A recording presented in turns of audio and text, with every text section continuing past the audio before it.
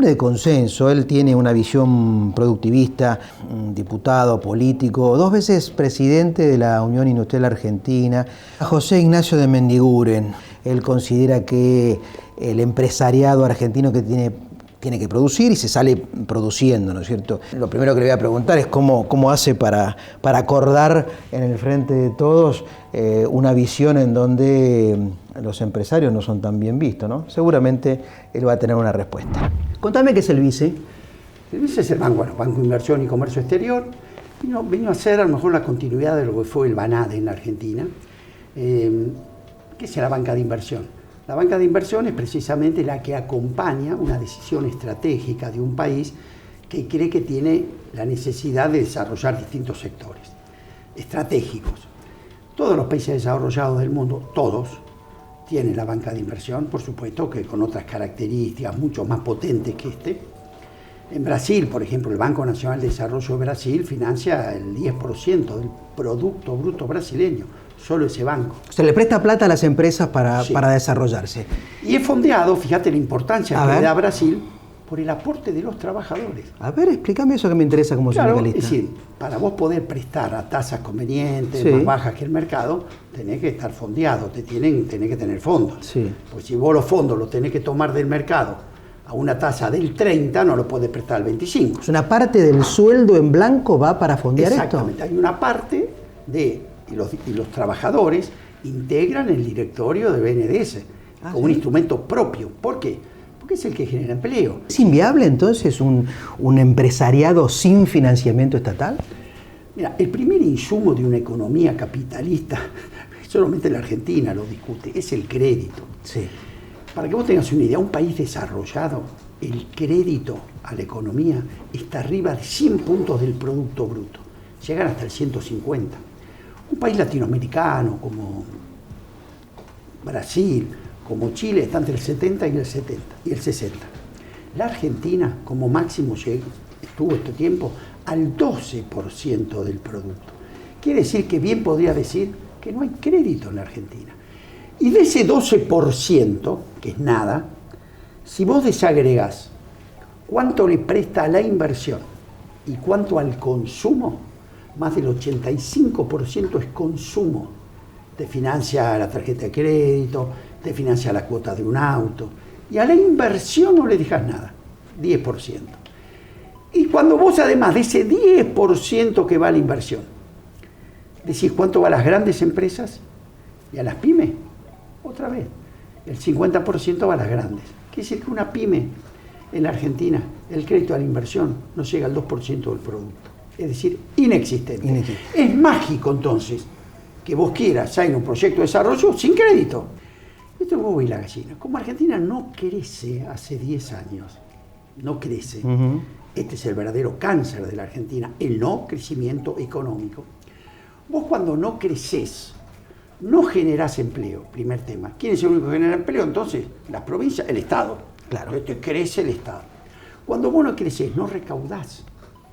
Como no recaudás, el gasto tuyo pasa a ser infinanciable, por lo tanto tenés que aumentar el impuesto. Entonces esto es un círculo vicioso, como aumentás el impuesto, yo no puedo producir. Y como vos no producís, yo te tengo que aumentar el impuesto porque no recaudo. Entonces, ¿podemos romper este ciclo, sí o no? Y se puede. ¿Podemos? Sí. ¿Qué hay que hacer? El gobernador de la Sota, primero apuntalar al crecimiento. Decir que tu objetivo mayor va a ser crecer. Bueno, pero explícame mejor. El crecimiento, todos estamos de acuerdo con el crecimiento. No, ¿Cómo crecer? No estamos tan de acuerdo. Vos sí que... Porque vos podés crecer una planta sin que la riegue. No, todos estamos de acuerdo que crezca, pero si no la riega no crece. El crecimiento tiene condiciones elementales, por ejemplo, financiamiento, por ejemplo, estabilidad macroeconómica, por ejemplo, no retraso cambiario, que lo que prima es premiar a la importación y castigar a la exportación. Todas estas son condiciones que no las podés separar del crecimiento. Un dólar barato hace que vos tiendas a importar en vez de producir. Exactamente. A ver, yo siempre hablo, viste que acá hablamos mucho del populismo, ¿no? Sí. ¿Qué decimos? Populismo lo asociamos cuando la gente, el gobierno le da más a los trabajadores, digamos, que lo que pueden dar. Pero el verdadero populismo que destrozó la Argentina es el populismo financiero. Es el populismo del retraso cambiario. ¿Qué significa esto? O sea, para vos el dólar tiene que aumentar. Tiene que tener un punto de equilibrio. ¿Está equilibrado ahora? Y 200 casi... no tiene mucho desequilibrio, pesos. el problema es la inflación. Pero ¿qué es el populismo cambiario? Cuando vos retrasás el tipo de cambio, ¿qué generás? Una sensación de riqueza aparente. Todos viajamos a Europa, tu casa vale el doble que una que está en Miami, Costa 2 por Sur. 1, claro. Vamos todos Deme 2 por 1. Los gobiernos ganan elecciones. ¿Por qué? Porque esa estabilidad y esa sensación de riqueza hace que la gente esté contenta. En la convertibilidad entonces había una sensación falsa de estabilidad. Bueno, así terminó. Acordar con el Poder Ejecutivo las reformas políticas que sean necesarias.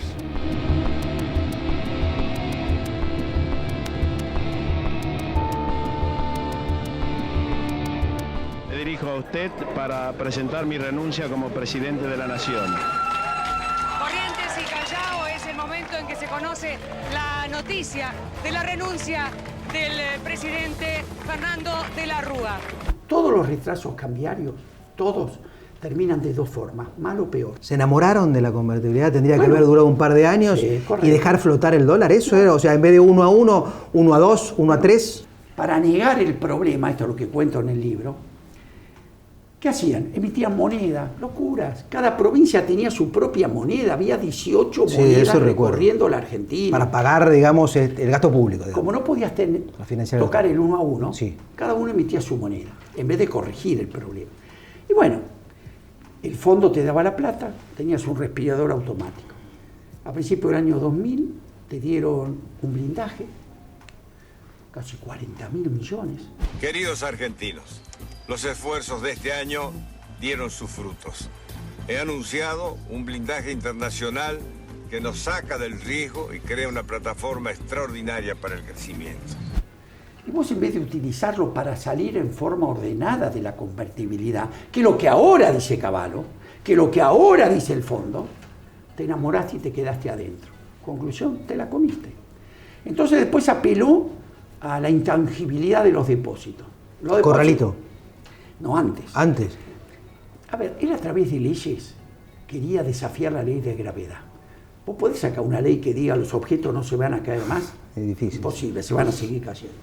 Bueno, él a través de estas leyes decía, intangibilidad de los depósitos, déficit cero. Ahora todo, hago los números, nadie gasto más. Che, pero no se puede. Le saco el sueldo a los jubilados. ¿Cómo? Sí. Si no me alcanza para pagar la deuda, le saco a los jubilados y a los empleados públicos el sueldo. Primera cuenta le dio 13% menos. Fue y le sacó el sueldo a los jubilados y a los empleados públicos para pagar la deuda. Por supuesto, se siguió cayendo la economía, porque eso que le sacó a los jubilados, además de ser romper el contrato social, se lo sacabas a la demanda de la economía. Cuando hay inflación, ¿no le sacás también a los jubilados y a los trabajadores? Sí, sí, sí. Ahora si querés, vamos a eso. Conclusión. Hizo todo. ¿Pudo parar la fuga? No pudo parar la fuga.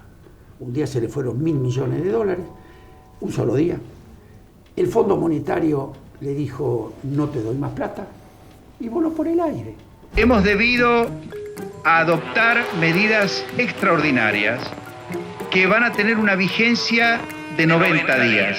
Desde hoy, rige el límite de 250 pesos por semana para el retiro de efectivo. El resto del dinero que uno tiene en la caja de ahorro, en la cuenta corriente, va a poder ser utilizado también. Todo esto 2001, vamos al 2021. Vamos, bueno, La ¿cómo gente que nos salimos? está mirando, ¿cómo implementamos este desarrollo? Vos sos parte de un gobierno que a veces uno ve particularmente en ese tercio nucleado en la cámpora, una visión antiempresaria. ¿Cómo te sentís en eso?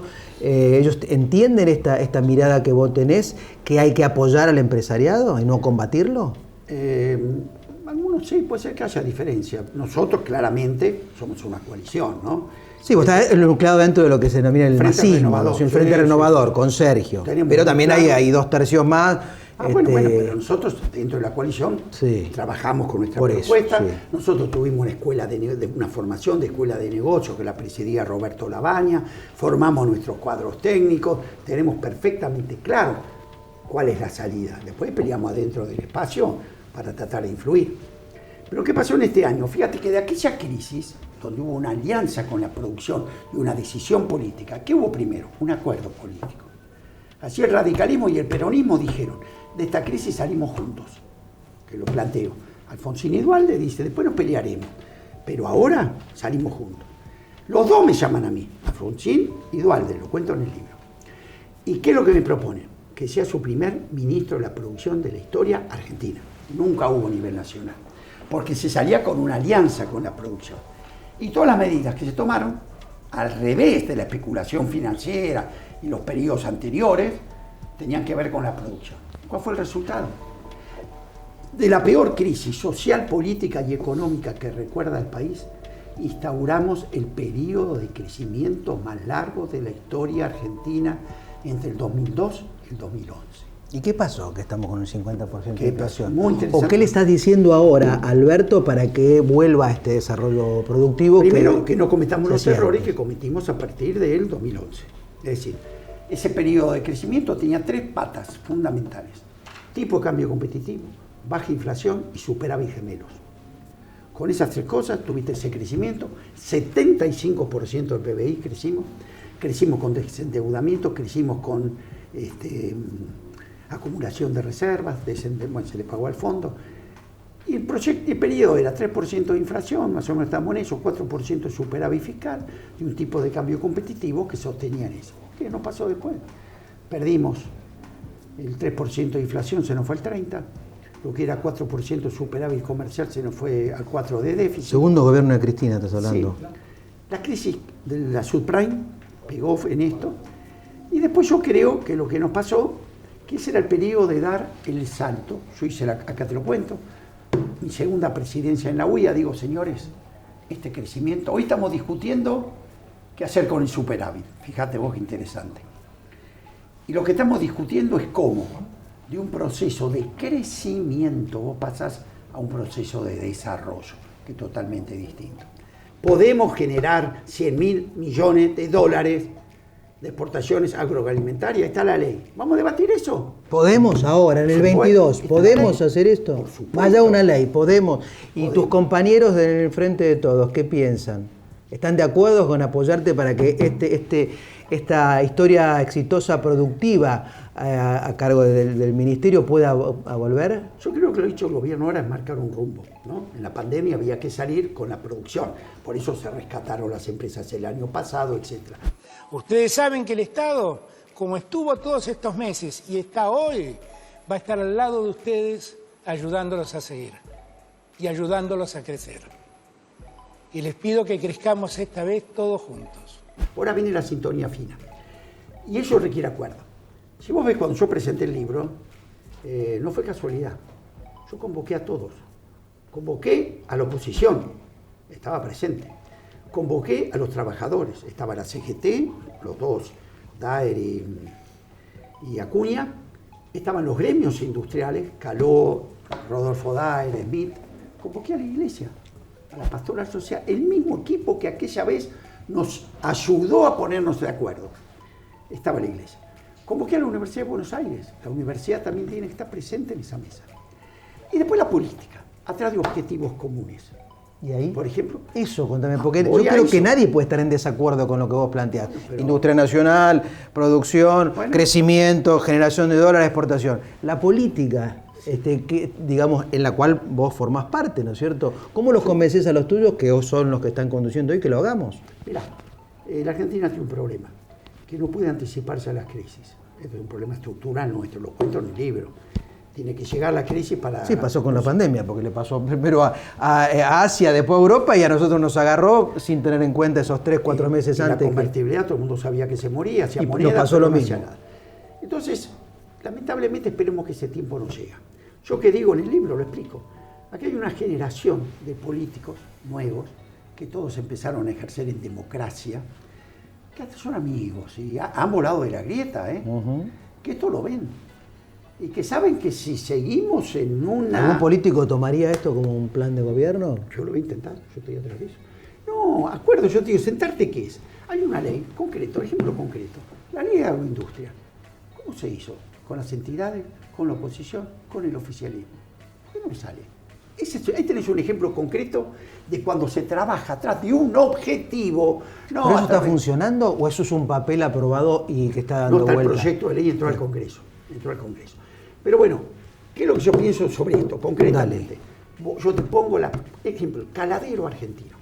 Tenemos uno de los caladeros de pesca más importantes del mundo. Te roban los pescados hasta con gomones. Exportados 1.000 millones. ¿Cómo no me voy a poner a sentar con oposición y esta dirigencia nueva? No me hables de dirigencia que viene a dirimir problemas de la colonia. No va. Y esta dirigencia tiene que entender que cuando la gente se enoja con todos. Y la gente está muy enojada acá y en el mundo. Le quisiera cortar la mano a que lo vota a esta gente. Le voy a cortar la mano a que lo vota a esta gente, hijo de p***. Que se muera. Tiene que dar perpetua al hijo de p***. Se venía robando por todos lados.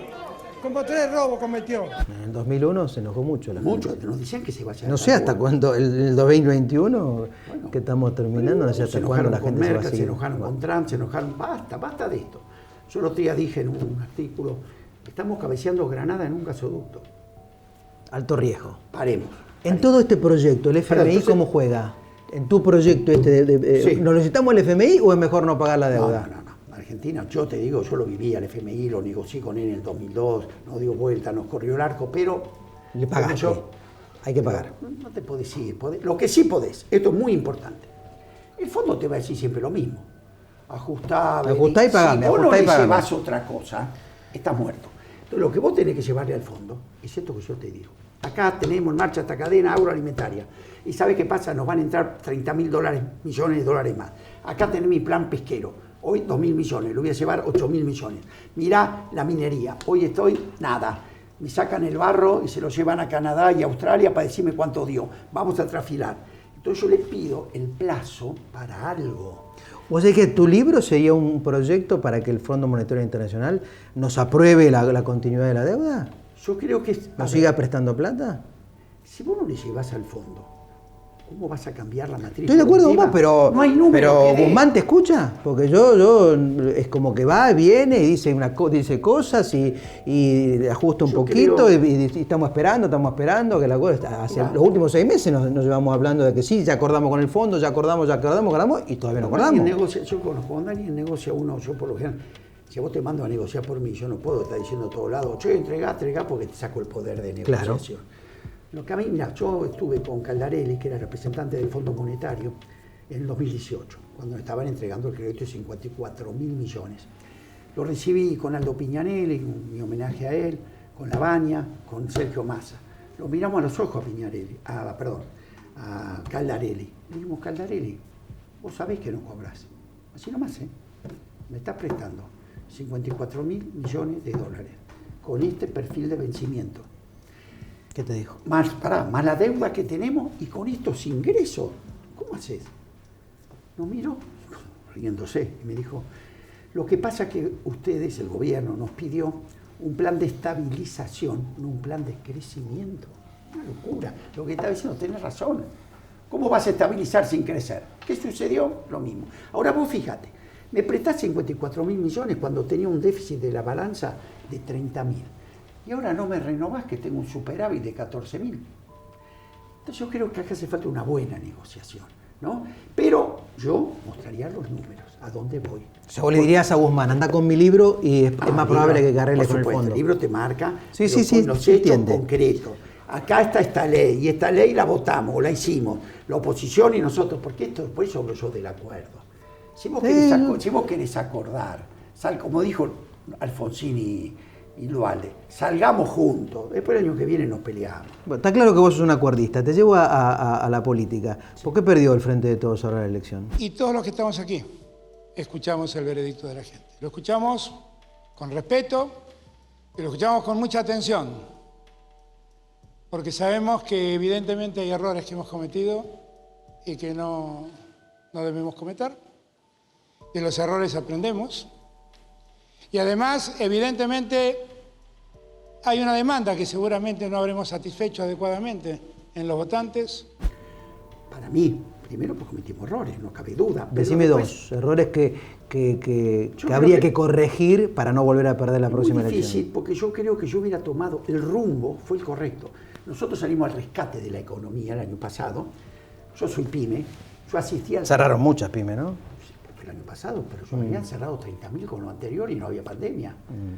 Es decir, nosotros salimos al rescate más grande que yo como pyme tenga memoria del sector público al privado. ¿No te parece que eso es imprimir dinero sin respaldo? ¿No te parece que, o sea, Sí, había que hacerlo, pero ¿no te parece poco? ¿Qué hacías? Yo lo estaba con La Pina, que es un amigo mío, le digo, mira, decime una cosa, Luciano, ¿ustedes qué hubieran hecho?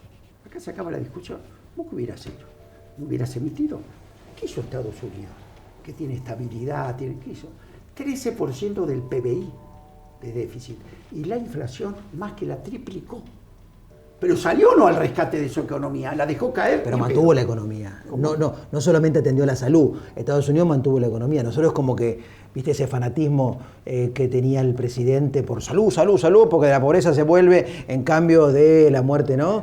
¿No te parece que eso fue muy dogmático? No, yo creo que es contrafáctico. De la pandemia nadie sabía nada. Lo único que sabía cuando había empezado. ¿Le recomendarías, Alberto, que vuelvan a cerrar todo ahora en el invierno que viene? Vos tenés que ver lo que pasa en el mundo, la magnitud. Sigue creciendo esto. Va a haber pandemia, el virus no se acaba, ¿viste? Porque hay todo el alfabeto griego, ¿viste? De virus. Pendiente, pero es hoy. Estamos, qué sé yo, en abril del 2022. ¿Qué le decís, Alberto? Él te llama y te dice, ¿qué hago? ¿Cierro toda la economía y vuelvo a la salud?